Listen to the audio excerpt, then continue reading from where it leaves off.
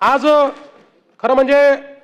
काल ज्ञानराधाच्या संदर्भात देखील प्रकाशदादांनी विषय मांडला, अनेकांनी विषय मांडले आणि म्हणून आता ठेवीदाराचं संरक्षण करण्याचा जो आपला कायदा आहे, या कायद्यामध्ये आता मॅक्सिमम शिक्षा ही 6 वर्षाची आहे। आता 7 वर्षाच्या आतली शिक्षा असली तर तुम्हाला प्रथमदर्शनी अरेस्टच करता येत नाही, तुम्हाला त्यांना नोटीसच द्यावी लागते। त्यामुळे आपण हा निर्णय केलेला आहे की ठेवीदाराचं संरक्षण करण्याचा जो कायदा आहे याच्यामधल्या शिक्षेमध्ये आणि दंडामध्ये दोन्हीमध्ये आपण वाढ करणार आहोत आणि त्यासोबत या संबंधित संचालकांनी घोटाळा उघडकीस आल्यापासून 6 महिने आधीपर्यंत जे काही व्यवहार केले असतील हे व्यवहार रद्द करण्याची देखील आपण त्या ठिकाणी तरतूद करतो। कारण आपलं लक्षात आलं की अनेक वेळा हे लोक काय करतात की जेव्हा असं उघडकीस येईल असं वाटत असेल त्यावेळी आपली सगळी जमवलेली संपत्ती ही नातेवाईकाच्या नावाने, दुसऱ्याच्या नावाने, तिसऱ्याच्या नावाने त्या ठिकाणी करतात, व्यवहार करतात आणि म्हणून त्यांना पकडतो त्यावेळेस त्यांच्या नावावर संपत्तीच मिळत नाही आणि आपल्याला ती या कायद्यात जप्त करता येत नाही आणि म्हणून याही संदर्भात आपण आता हा प्रयत्न करतो।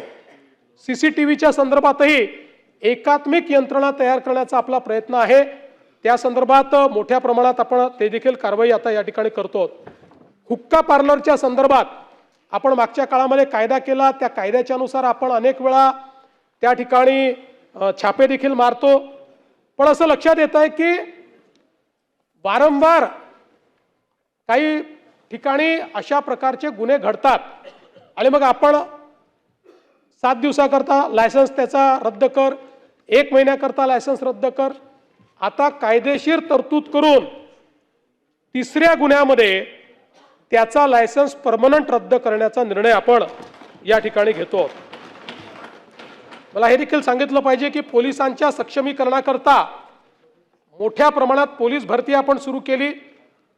आणि एक रेकॉर्ड आपण केला आहे की अगदी लगतच्या 22 ते 25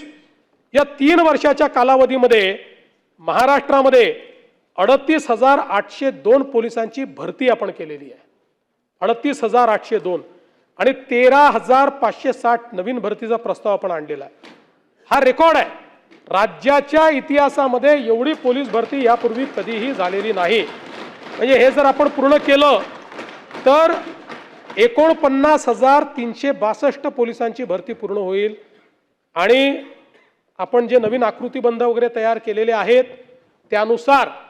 पोलिसांची संख्या एकदम आपल्याला रीच करता येणार नाही, पण यांनी जवळपास त्याच्या जवळ आपण पोहोचण्याचा प्रयत्न हा या निमित्ताने करणार आहोत, हे देखील मला सांगितलं पाहिजे। आता isakal.com आहे देशातील नंबर 1 ची मराठी न्यूज वेबसाईट। प्रत्येक अपडेटसाठी isakal.com ला नक्की भेट द्या।